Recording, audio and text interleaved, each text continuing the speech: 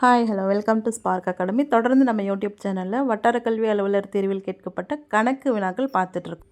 2020 February 15 morning செஷனில் நடந்த வட்டார கல்வி அலுவலர் தேர்வில் கேட்கப்பட்ட கணித வினாக்கள் தொடர்ந்து இப்போ நம்ம பார்க்க போகிறோம். P/Q = 7. Then the value of P plus Q divided by P minus Q equal to what அப்படின்னு கேட்டுட்டு ஆப்ஷன் ABCD 4 ஆப்ஷன் கொடுத்துருக்குறாங்க. இந்த சம் எப்படி சால்வ் பண்ணலாம் அப்படின்னு பார்த்தோன்னா, அவங்க வந்து P/Q = 7 அப்படின்னு கொடுத்துருக்குறாங்க. இதுலேருந்து நாம் P டிரைவ் பண்ணலாம். எப்படின்னா P அப்படியே இந்த பக்கம் வச்சுக்கிறோம், இந்த 7 இங்கே இருக்குது, இங்கே டினாமினேட்டரில் இருக்க Q ஈக்குவல்ட்டுக்கு இந்த பக்கம் போது மல்டிப்ளிகேஷனாக மாறிடுது. அப்போ இதுலேருந்து நமக்கு P = 7Q அப்படின்ற ஒரு வேல்யூ கிடைக்குது. இப்போ நாம் இந்த வேல்யூவை இதில் சப்ஸ்டியூட் பண்ண போகிறோம். அதாவது P plus Q divided by P minus Q அப்படிங்கிற இடத்துல Pக்கு பதிலாக 7Q போட போகிறோம்.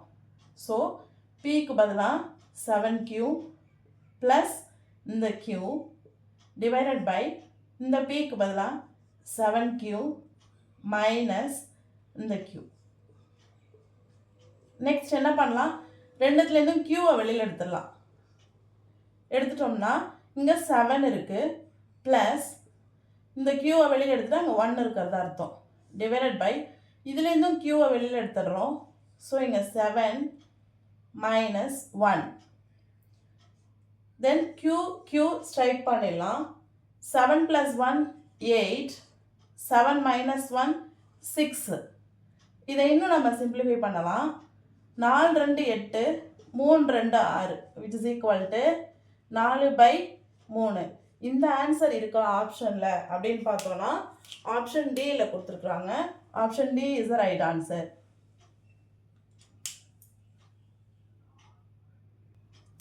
நெக்ஸ்ட் சம் பார்த்தோம்னா P = ரூபாய் 8000, R வந்து 5% மற்றும் N = 3 ஆண்டுகள் எனில் தனி வட்டி மற்றும் கூட்டு வட்டிக்கான வித்தியாசம் என்ன அப்படின்னு கேட்டிருக்கிறாங்க. டிஃப்ரென்ஸ் கேட்டிருக்கிறாங்க. கூட்டு வட்டிக்கும் தனி வட்டிக்கும் இடையே உள்ள வித்தியாசம். பொதுவாகவே நம்ம இந்த தனி வட்டி கூட்டு வட்டி சார்ந்த கணக்கு எடுத்துக்கிட்டோம்னா, இப்போ வந்து 0.01 ரூபா இல்லை 1 பைசா இல்லை 10 பைசா எதாக இருந்தாலுமே தனி வட்டியை விட கூட்டு வட்டி தான் அதிகமாக இருக்கும். 10 பைசாவாக இருந்தாலும் கூட்டு வட்டி தான் அதிகமாக இருக்கும். கூட்டு வட்டியை விட தனி வட்டி ஒரே கால அளவில் எப்பயுமே அதிகமாகாது. ஸோ 0.01 பைசாவாக இருந்தாலும் காம்பவுண்ட் இன்ட்ரெஸ்ட் தான் அதிகமாக இருக்கும். அதனால் நம்ம எப்போவுமே இந்த வித்தியாசம் கண்டுபிடிக்கும் பொழுது அதோட ஃபார்முலாவே இப்படி தான் எழுதுவோம். Compound interest minus simple interest இப்படி தான் எழுதுவோம். விச் இஸ் ஈக்குவல் டு, இதுக்கு பார்த்தோன்னா நம்மக்கிட்ட 2 ஃபார்முலா இருக்குது. அது வந்து ஆண்டுகளை பொறுத்தது. இப்போ N = இங்கே 3 கொடுத்துருக்குறாங்க. N = 3னா அதுக்கு ஒரு ஃபார்முலா, N = 2னா அதுக்கு ஒரு ஃபார்முலா. 2 ஆண்டுகள்னால் ஒரு வாய்ப்பாடு இருக்குது, 3 ஆண்டுகள்னால் ஒரு வாய்ப்பாடு இருக்குது. இங்கே 3 ஆண்டுகள்ன்றதால அதுக்குள்ளே ஃபார்முலாவை எழுதுகிறேன். Compound interest minus simple interest which is equal to P × R/100 whole squared 3 + R/100. இதுதான் வந்து 3 ஆண்டுகளுக்கான ஃபார்முலா கூட்டு வட்டிக்கும் தனி வட்டிக்கும் உள்ள வித்தியாசத்துக்கு. இப்போ இதில் நம்மக்கிட்ட இருக்க டேட்டாவை நம்ம வந்து என்ன பண்ண போகிறோம், அப்ளை பண்ண போகிறோம். Compound interest minus simple interest which is equal to P நம்மக்கிட்ட என்ன இருக்குது, 8000 இருக்குது, இன்ட்டு R வந்து எவ்வளோ, 5%, 5/100 ஹோல் ஸ்கொயர்ட் 3 + R இருக்கிற இடத்துல 5 போடுறோம் /100. நெக்ஸ்ட் ஸ்டெப்பு இங்கே தள்ளி போட்டுக்கிறேன். 8000 5/100 ஹோல் த ஸ்கொயர்டுனா நம்ம 2 டைம் அதை பெருக்கல்ல எழுதுவோம். 5/100 பெருக்கல் 5/100ன்னு எழுதுவோம் இல்லையா.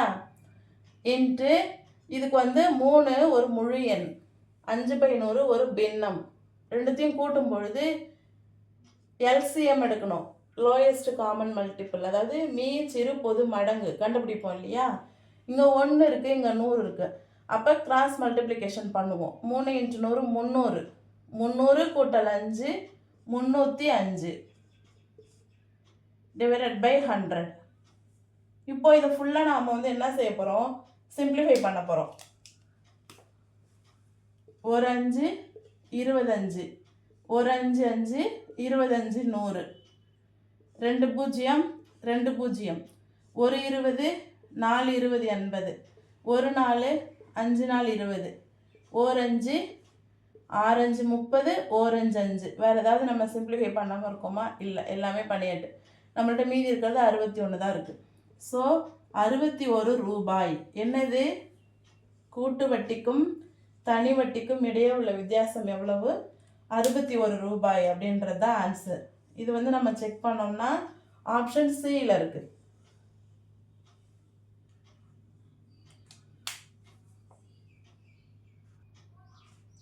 ஒரு 3 மடிப்பு அழைப்பிதழ் அட்டையானது படத்தில் உள்ளவாறு அளவுகளை கொண்டுள்ளது. அதன் பரப்பளவு என்ன அப்படின்னு கேட்டுட்டு 4 ஆப்ஷன் கொடுத்துருக்குறாங்க.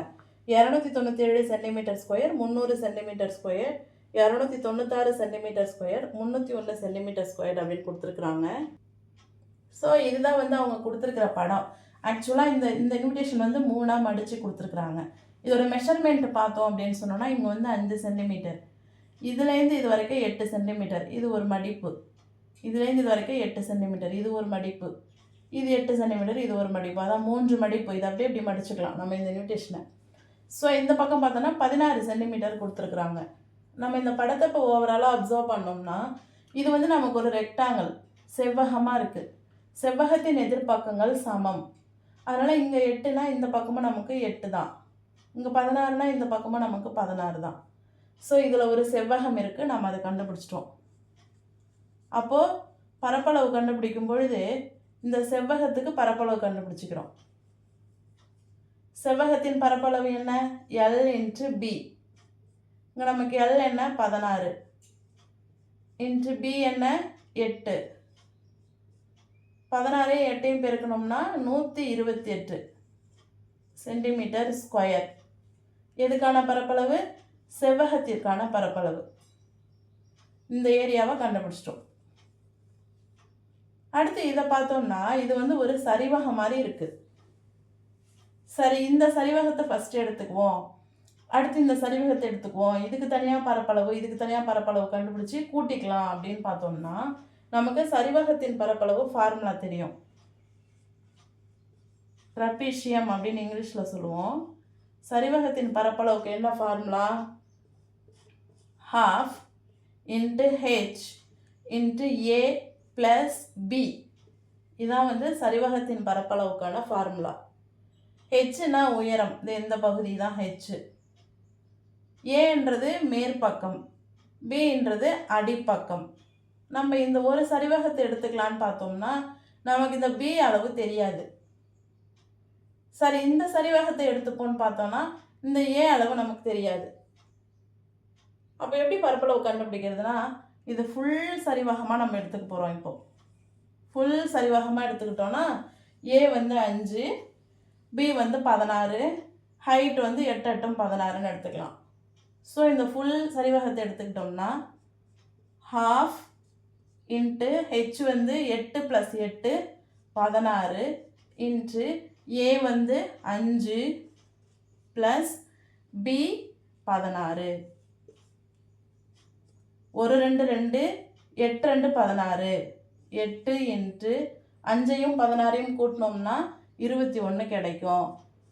8ஐயும் 21ஐயும் பெருக்கிறோம். 8 2 16, 8 1 8, 168 சென்டிமீட்டர் ஸ்கொயர்ட். இது எதோட பரப்பளவு? சரிவகத்தின் பரப்பளவு இது. அவங்க நம்மக்கிட்ட கேட்டிருக்கிறது இந்த ஹோல் இன்விடேஷனோட பரப்பளவு தான் கேட்டிருக்கிறாங்க. அப்போ நாம் கண்டுபிடிச்ச செவ்வகத்தின் பரப்பளவையும் சரிவகத்தின் பரப்பளவையும் கூட்டி நம்ம ஆன்சர் கண்டுபிடிக்கலாம். அப்போது 128 செவ்வகத்தின் பரப்பளவு, 168 சதுரத்தின் பரப்பளவு. இப்போ இது ரெண்டையும் கூட்ட போகிறோம். 8 8 16, 6 2 8, 8 1 9, 1 1 2, 296 சென்டிமீட்டர் ஸ்கொயர் அப்படின்றது தான் இந்த 3 மடிப்பு கொண்ட அழைப்பிதழோட பரப்பளவு. அப்போ option C is the right answer.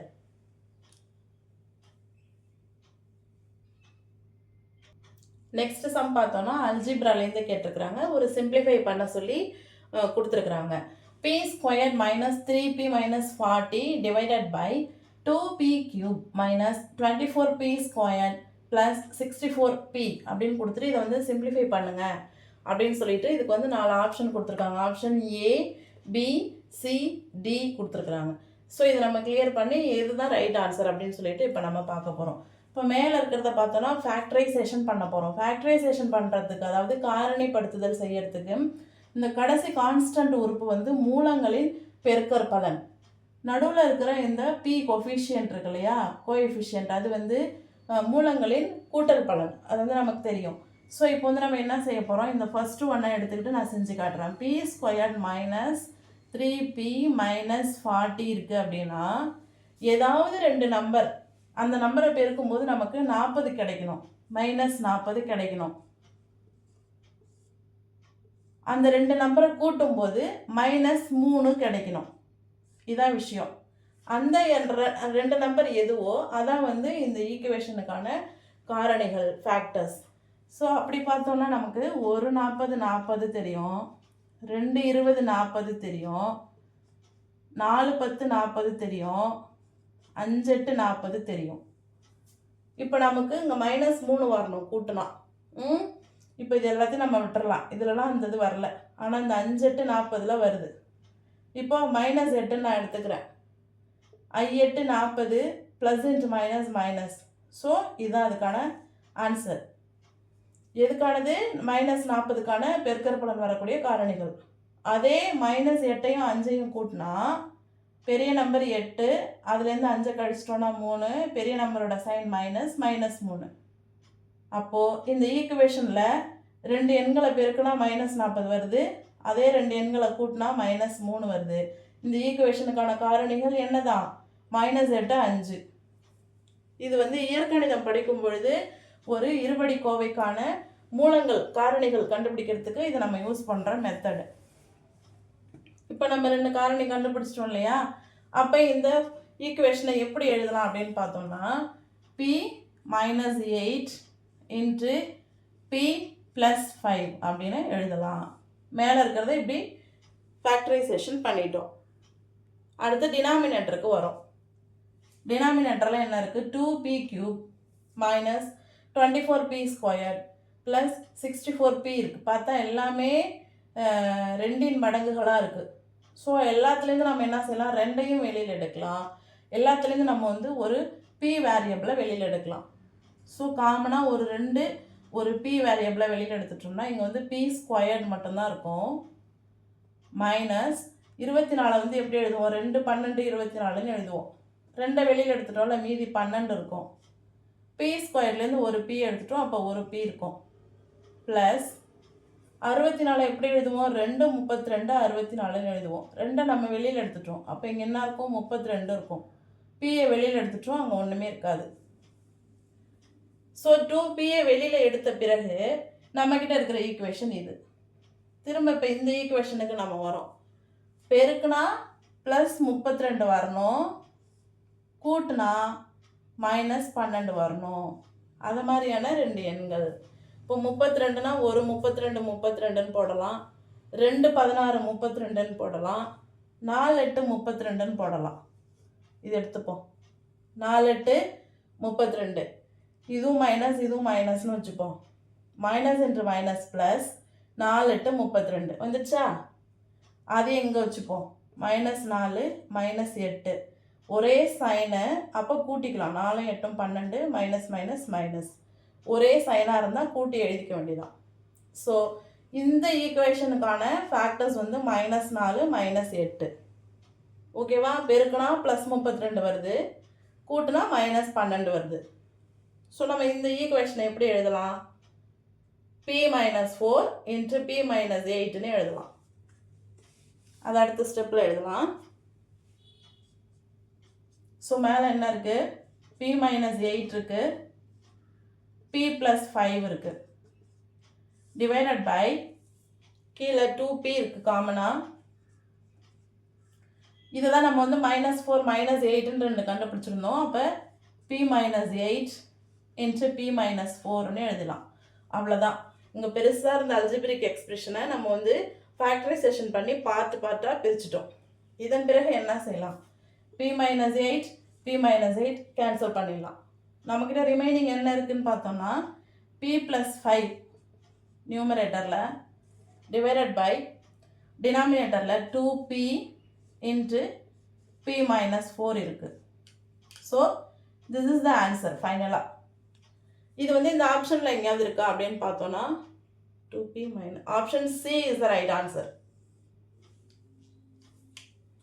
So நம்ம வந்து இப்போது பியூ எக்ஸாமுக்கு ப்ரிப்பேர் ஆகும்போது வாட் எவர் த எக்ஸாம் டெட்டாக இருந்தாலுமே பேப்பர் 2 பியூ எக்ஸாமுக்கு ப்ரிப்பேர் ஆகும்போது அல்ஜிப்ராவும் கூடுதலாக நம்ம வந்து பார்த்துக்கணும். அடுத்து நம்ம பார்க்க போகிற கணக்கு share the amount ₹672 in the ratio of 5:3.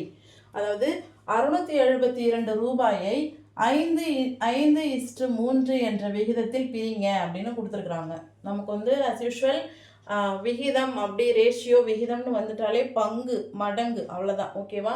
இப்போ வந்து 5 பேர் இருக்காங்க, 3 பேர் இருக்காங்க, ஆக மொத்தம் 8 பேர் இருக்காங்க. நம்ம லைஃப் மேத்தமெட்டிக்ஸாக கொண்டு போனோம்னா 5 3 8 பேர் இருக்காங்க. 672 ரூபாயை 8 பேருக்கு கொடுக்கணும் அப்படியே நாம் வந்து கணக்கு பண்ணிக்கணும்.